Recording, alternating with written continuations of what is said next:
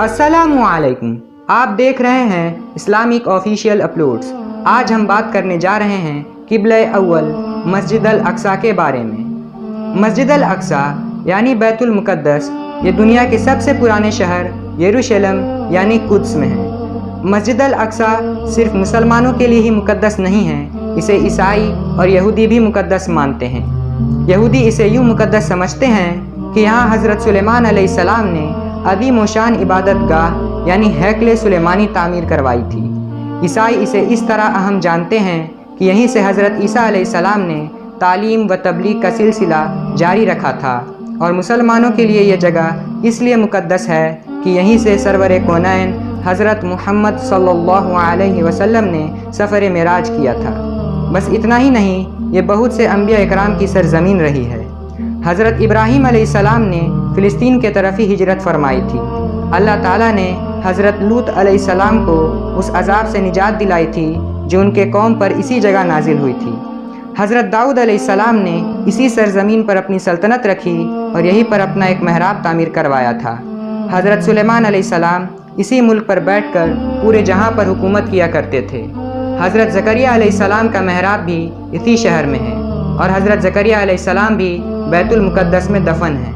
हज़रत मूसा अलैहिस्सलाम ने इसी मुल्क के बारे में अपनी कौम से कहा था कि इस मुक़द्दस शहर में दाखिल हो जाओ। बैतुल मुक़द्दस में कई मोज़ात हुए, और इनमें से एक मोज़ा ईसा अलैहिस्सलाम की पैदाइश भी है। और ईसा अलैहिस्सलाम को जब उनकी कौम ने कत्ल करना चाहा तो अल्लाह ताला ने यहीं से उन्हें आसमान में उठा लिया था। क़यामत की निशानी में से एक निशानी हज़रत ईसा अलैहिस्सलाम का ज़मीन पर तशरीफ़ लाना भी इसी जगह होगा, और हज़रत ईसा अलैहिस्सलाम यहीं दज्जाल को कत्ल करेंगे। मस्जिद अल अक्सा को मुसलमानों का क़िबला अव्वल होने का एजाज़ भी हासिल है।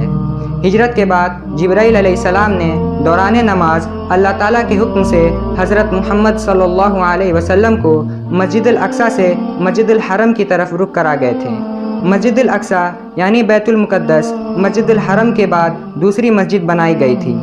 मस्जिद अल अक्सा की इमारत को असल में दूसरे खलीफा राशिदीन हज़रत उमर रज़ियल्लाहु ताला अन्हु ने बनवाई थी, लेकिन उमय्यद खलीफा अबुल मलिक ने इसे दोबारा बनवाना शुरू किया, और 705 ईस्वी में उनके बेटे अल वालिद ने पूरा किया। 746 ईस्वी के भूकंप में मस्जिद अल अक्सा पूरी तरह से शहीद हो गई। इसे फिर अब्बासिद खलीफा अल मंसूर ने 780 ईस्वी में फिर से बनवाया, और फिर 1033 ईस्वी के भूकंप में फिर से शहीद हो गई। उसके 2 साल बाद फातिमिद खलीफा अली अज़्ज़ाहिर ने फिर से बनवाया।